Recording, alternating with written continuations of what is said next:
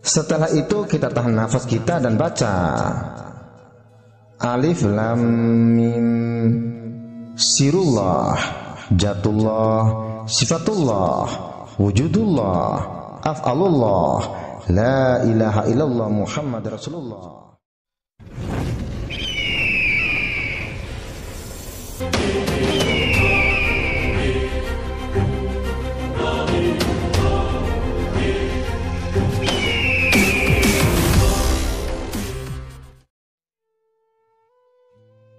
Bismillahirrahmanirrahim. Assalamualaikum warahmatullahi wabarakatuh. Inilah rahasia wali Allah, ilmu laduni, cara berbicara dengan Allah subhanahu wa ta'ala. Dalam kesempatan kali ini aku ingin berbagi sedikit ilmu pengetahuan, yaitu bagaimanakah caranya kita berbicara dengan Allah, dan cara melakukan peleburan diri, atau cara menghadirkan diri batin, atau cara memfanakan diri, dan amalan untuk mengabulkan segala hajat, mengabulkan segala doa secara kun fayakun, pagar diri dari segala macam kejahatan, dan membuat orang cinta dan mengasihi kita dimanapun kita berada, dan lain-lain sebagainya. Setelah kalian mendengarkan perkataanku ini, mungkin ada di antara kalian yang kaget atau heran lalu bertanya-tanya dalam hatinya, apakah mungkin kita bisa berbicara dengan Allah? Atau apakah mungkin semua itu bisa terjadi? Untuk menghilangkan rasa keraguan itu, dengan segala keterbatasan ilmu pengetahuanku, aku akan berusaha menjawabnya dengan apa yang sudah aku ketahui. Sejujurnya ilmu ini hanya dapat diwariskan kepada orang-orang tertentu, atau kepada orang yang berhak menerimanya. Namun aku sadar Allah lebih tahu daripadaku. Dia lebih tahu siapakah yang mau menerima petunjuk, sebab hidayah itu milik Allah subhanahu wa ta'ala. Sebagaimana bunyi firman-Nya yang artinya, sungguh engkau Muhammad tidak dapat memberi petunjuk kepada orang yang engkau kasihi, tetapi Allah memberi petunjuk kepada orang yang Dia kehendaki, dan Dia lebih mengetahui orang-orang yang mau menerima petunjuk. Al-Quran Surat Al-Qasas ayat 56. Untuk itu silakan dengarkan video ini sampai selesai agar tidak terjadi kesalahpahaman. Mungkin banyak di antara kita selama ini tidak mengetahui atau tidak sadar bahwa Allah selalu berbicara dengan kita. Bukankah selama ini kita percaya bahwa Allah itu sangat dekat, sebagaimana bunyi firman-Nya yang artinya, dan apabila hamba-hambaku bertanya tentang aku, maka jawablah bahwasannya aku dekat. Al-Quran Surat Al-Baqarah ayat 186. Dan hubungan kedekatan kita itu diperjelaskan dengan firman-Nya, dan kami lebih dekat kepadanya daripada urat lehernya. Al-Quran Surat Qaf ayat 16. Dan Dia bersama kamu di mana saja kamu berada. Al-Quran Surat Al-Hadid ayat 4. Soal, lalu bagaimanakah Allah berbicara dengan kita? Jawab, entah sadar atau tidak bahwa selama ini Allah berbicara dengan kita di saat kita membaca Al-Quran. Soal, apakah alasannya? Jawab, ketahuilah, Al-Quran itu sebenarnya adalah firman Allah atau kalam Allah, bahasa Allah, kata-kata Allah, ucapan Allah dan suara Allah yang disampaikan kepada Nabi Muhammad SAW melalui malaikat Jibril, akhirnya sampailah kepada kita saat ini. Soal, apa yang membuat orang tidak bisa merasakan kalau di saat dia membaca Al-Quran, di saat itulah Allah sedang berbicara kepadanya? Jawab, karena di saat orang itu membaca Al-Quran, taunya dia sedang membaca, bukan sedang mendengarkan kata-kata Allah. Soal, apa yang menyebabkan orang bersikap seperti itu? Jawab, Karena mereka hanya melihat Al-Quran ini adalah merupakan karya manusia yang ditulis di kertas, karena berupa goresan tinta, teks mati yang tersimpan di lemari, tidak hidup dan lain-lain. Karena Al-Quran hanya dijadikan bahan bacaan, maka sudah pasti Al-Quran ini masuknya ke otak, menjadi bahan kajian, bahan diskusi, bahkan perdebatan. Mereka tidak tahu selain sholat, membaca Al-Quran juga adalah salah satu alat yang menghubungkan dirinya dengan Tuhannya, atau itulah cara untuk berkomunikasi yang paling efektif dengan Allah.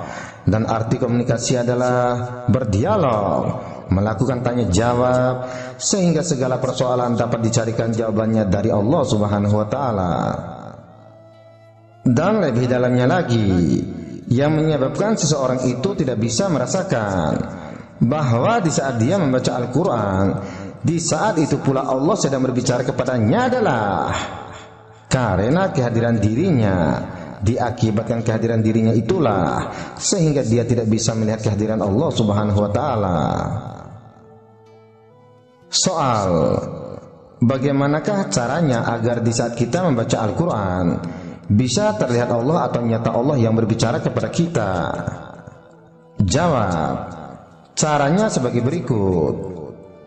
Sebelum kamu membaca Al-Quran, langkah pertama yang harus kamu lakukan adalah masukkan rahasia Alif Lam Mim dalam dirimu. Lalu setelah itu kamu baca Al-Qurannya. Mungkin ada sebagian yang lupa atau yang tidak tahu rahasia 3 huruf pertama dalam pembuka Al-Quran ini, yaitu huruf Alif, Lam, dan Mim. Di sini aku akan menjelaskan secara singkat saja, karena sebelumnya aku telah menyampaikannya pada video sebelumnya. Soal, apakah rahasia yang ada di balik huruf Alif, Lam, Mim? Dan kenapa 3 huruf itu diletakkan pertama dalam pembuka Al-Quran? Jawab, rahasia huruf Alif, Lam, Mim dalam kacamata ilmu hakikat itu adalah huruf Alif artinya Allah, dan huruf Lam itu artinya nafi, dan huruf Mim itu artinya wujud. Bila mana kita gabungkan ketiga-tiga huruf Alif, Lam, Mim tersebut, berarti kita gabungkan kutipan Allah, La, dan Maujud. Dan jika kita terjemahkan lagi kutipan Allah, kutipan La, dan kutipan Maujud, maka jadilah kutipan itu seperti berikut. Allah itu tidak ada maujud yang lain selain Allah. Jika kita tinggikan sedikit lagi maksud Alif, Lam, Mim, dianya akan membawa maksud La maujud bil haqqi ilallah, tidak ada yang maujud selain Allah. Bila mana kita tahu tidak ada yang lain selain Allah, jadi barulah kita boleh mulai membaca ayat-ayat suci Al-Quran. Jadi tujuan diletakkan pertama kali 3 huruf yaitu Alif, Lam, dan Mim itu adalah Allah mau memberi peringatan kepada kita semua bahwa bila mana kita membaca ayat atau kalam Allah Al-Quran, hendaklah jangan sampai kita terlihat yang lain selain Allah. Mulailah dengan huruf Alif, Lam, Mim, yaitu maksudnya berawal dengan Allah, nafi, dan maujud. Setelah kita menafikan sekalian yang maujud, maka disitulah kita akan terlihat, terpandang, dan tertilik Allah pada setiap ayat yang kita baca. Maka sebutlah, katakanlah, dan lafazkanlah apa yang ingin kita sebut. Kerjakanlah apa yang ingin kita kerjakan. Semuanya akan terlihat Allah di dalamnya, dan tidak lagi terlihat ada perbuatan kita. Soal, lalu bagaimanakah cara untuk mempraktekannya? Jawab, cara untuk mempraktekannya sebagai berikut. Pertama-tama tutup matamu, lalu hendaklah kita hadirkan mata hati dengan musyahadah kepada zat Allah terlebih dahulu. lalu kemudian tetapkan segala kehendak hati, ruh, dan perasaan kita untuk tawadu menghadap dan diko menemui Allah Subhanahu wa Ta'ala. Setelah itu kita masukkan rahasia alif, lam, mim seperti yang aku jelaskan tadi. Bila sudah demikian, kita tarik nafas panjang sambil membaca hu di dalam hati kita. Dengan niat, kita menyerahkan amanat Allah yang ada pada kita, yaitu kita serahkan wujud kita yang kasar ini, dan yang menanggung amanat yaitu diri kita yang batin. Atau kita niatkan, kita hapus wujud kita yang kasar kepada wujud kita yang batin, dan hapus wujud yang batin kepada zat semata-mata kepada suhud kita. Maka jadilah fana, atau lebur, atau hilang, atau karam sekalian sifat tubuh kita di dalam Lauhul Baharul Qadim. Maka telah fanalah sekalian kelakuan dan diri kita, maka nyatalah bahwa keadaan Allah semata-mata. Inilah yang dikatakan suhud. Akan aku berikan sedikit penjelasan agar kalian mudah mengerti. Sekali lagi aku ulangi, di saat kalian menarik nafas, di situ kita masukkan hakikat niatnya, yaitu tujuan kita menarik nafas itu adalah untuk memasukkan diri yang zahir kepada diri yang batin atau diri ruhani, atau meleburkan diri yang zahir kepada diri kita yang batin. Setelah itu kita tahan nafas kita dan baca alif lam mim, sirullah, jatullah, sifatullah, wujudullah, af'alullah, la ilaha illallah Muhammad Rasulullah. Setelah itu hembuskan nafasnya sambil membaca Allah di dalam hatinya. Dan maksud atau arti di saat nafas kita keluar itu adalah nyatanya diri kita yang batin, atau nyatalah diri ruhani kita, yaitu Ruh Kudus yang bernama Nur Muhammad. Ulangilah cara ini sampai engkau yakin bahwa dirimu yang zahir telah lebur ke dalam diri batinmu. Ketahuilah, dengan amalan ini, apabila kalian berdoa, maka doanya akan dikabulkan. Apapun hajatmu akan tercapai. Bila meminta rezeki, jodoh, pekerjaan, maka insya Allah akan segera diberikan. Dan keistimewaan lainnya adalah kalian akan dihormati, disegani, disayangi, dicintai oleh semua orang. Kalau orang yang sedang pacaran akan semakin disayangi oleh kekasihnya. Apabila dia berumah tangga, maka akan dicintai oleh suami atau istrinya. Dan bila dia seorang perantau atau kerja TKW atau TKI, maka mereka akan dilindungi dari segala mara bahaya. Dan senjata tajam orang yang berniat jahat tidak akan mampu melukainya. Bila dia berada di tempat angker atau keramat atau si tukang sihir, maka insya Allah mereka akan takut kepadanya, karena dia bertubuhkan Ruh Kudus atau Nur Muhammad. Dan masih banyak lagi keutamaan yang tidak bisa aku sebutkan satu persatu. Ketahuilah, dan bila kalian menemukan keberhasilan dikala kalian mengamalkan ilmu peleburan diri ini, maka jangan mengatakan ini karena berkah dari amalan ini, melainkan semua itu bisa terjadi atau terwujud semata-mata karena atas izin Allah Subhanahu wa Ta'ala. Dan satu hal yang perlu juga kalian ingat, jangan karena adanya faidah atau keutamaan ini akhirnya kalian mau mengamalkan dengan semangat. Ini namanya sudah lari jauh dari tujuan dan maksud semula. Sebab nanti akan menjadikan diri kalian sulit untuk berhubungan akrab dengan Tuhannya, akan membuat kalian sulit untuk meminum air kehidupan. Sadarilah olehmu, apabila nanti kalian sudah berhasil akrab dengan Tuhanmu, maka tanpa kalian meminta pun akan diberikan. Ketahuilah juga olehmu, tujuan kita melakukan amalan itu sebelum membaca Al-Quran, karena tidak akan mungkin kita bisa mendengarkan atau merasakan. Di saat kita membaca Al-Quran, Allah sedang berbicara kepada kita tanpa melalui proses zikir atau proses tafakur, atau mematikan diri, memfanakan diri, meleburkan diri jasad terlebih dahulu. Nanti dia tidak akan bisa tenggelam, tidak akan bisa menghayatinya, tidak akan bisa masuk ilmunya, karena terhalang oleh hawa nafsunya, atau terdinding dari melihat Allah. Dan lebih bahayanya lagi, nanti dia bisa menyangka dirinya adalah Tuhan. Itulah fungsi dari amalan tersebut. Tapi jangan juga kalian menyangka bahwa amalan ini adalah satu-satunya amalan dari sekian amalan atau metode dalam melakukan pelaburan diri, melainkan ini adalah salah satu dari sekian metode atau amalan atau latihan untuk mematikan diri, atau memfanakan diri, atau meniadakan diri, atau menghilangkan keakuan diri. Jika sekiranya kalian memiliki amalan atau cara pelaburan diri, silakan kalian lakukan dengan cara yang sudah kalian ketahui. Karena pada hakikatnya, apapun amalan kita itu, Allah tidak sedikit pun mengambil manfaat darinya. Dan yang menyebabkan kita bisa sampai kepadanya itu pun bukan karena amalan kita, melainkan karena rahmat dan anugerah semata-mata dari Allah Subhanahu wa ta'ala.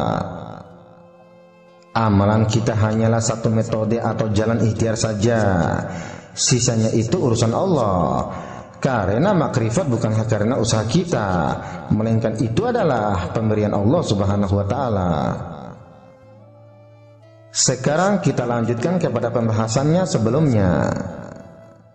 Setelah semua itu sudah kalian lakukan, hadirkanlah Allah di hadapanmu. Rasakanlah saat itu kalian benar-benar duduk menghadap kepada Allah. Lalu kalian buka matanya pelan-pelan dan lihatlah Al-Quran yang ada di depan kalian. Setelah itu buka dan baca Al-Qurannya pakai suara hati dengan lembut, sambil kalian mendengarkan suaranya. Ingatlah, perhatikan posisimu dan Tuhanmu saat membaca Al-Quran. Renungkan apa yang kalian baca. Tujuannya bukanlah menghimpun kata-kata, melainkan menghayati makna-makna. Agar lebih mudah dimengerti apa yang dibacanya, usahakan membaca Al-Quran yang ada terjemahannya ke dalam bahasa Indonesia atau bahasa Melayu. Tujuannya agar engkau memahami apa yang disampaikan oleh Al-Quran itu sendiri. Cara ini bagi kalian yang tidak memahami bahasa Arab, coba kalian bacalah terjemahannya saja. Namun bagi yang sudah mengerti bahasa Arabnya, silakan kalian membaca bahasa Arabnya. Jika kalian benar-benar bisa mempraktekkan cara ini, di saat kalian membaca Alhamdulillahirabbil alamin atau segala puji bagi Allah Tuhan semesta alam, maka kalian akan sadar kedustaan kalian, di mana kalian mengatakan segala puji bagi Allah, namun diri kalian masih suka dan merasa senang bila dipuji oleh orang lain. Buktinya kalian akan marah atau sakit hati apabila difitnah, dicaci maki, dibicarakan hal-hal buruk tentangmu dan lain-lain sebagainya.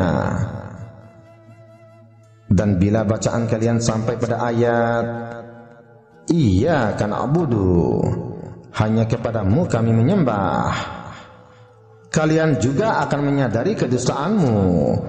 Kalian tentu akan malu mengatakan Iyyaka na'budu, sementara kalian mengetahui betul bahwa kalian dusta. Di saat itulah tubuh kalian akan bergetar. Kalian tidak akan kuasa menahan air mata. Disitulah kalian akan menangis sambil berkata, Ya Allah, ampunilah aku dari semua dosa-dosaku, selamatkanlah aku, lindungilah aku, maafkanlah aku, dan seterusnya. Jadi mulai sekarang ini kalian harus merasakan, pada saat kalian membaca Al-Quran, kalian harus menyadari bahwa saat itu Allah sedang berbicara kepadamu pada setiap ayatnya. Contohnya seperti ini.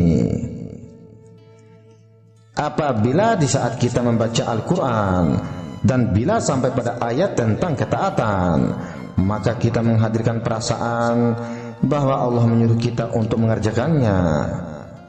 Dan jika disebutkan tentang kemaksiatan, maka kita menghadirkan perasaan bahwa Allah menyuruh kita untuk menjauhinya.